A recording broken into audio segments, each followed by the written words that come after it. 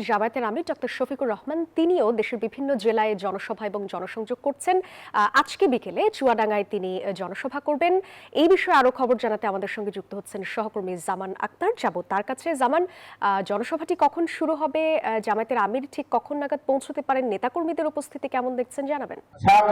সাদিয়া, চুয়াডাঙ্গাতে জামায়াতের নির্বাচনী যে জনসভা শুরু হবে সেটি কিন্তু বলা যায় আসরের নামাজের পরই কিন্তু পরিপূর্ণভাবে শুরু হবে। যদিও ইতিমধ্যে নেতাকর্মীরা আসতে শুরু করেছে এবং সমাবেশ স্থলে কিন্তু নেতাকর্মীরা উপস্থিত হচ্ছেন। ইতিমধ্যে স্থানীয় যেসব নেতৃবৃন্দ আছে তারা তাদের বক্তব্য কিন্তু শুরু করেছেন এবং নেতাকর্মীরাও আসছেন। আমি আপনাকে আরো একটি বিষয় জানিয়ে রাখতে চাই, জামাতের আমির ডক্টর শফিকুর রহমান আজকের যে নির্বাচনী জনসভায় এই জনসভা দিয়ে ইতিমধ্যেই কিন্তু 5 আগস্টের পর থেকে 3বার চুয়াডাঙ্গায় আসলেন।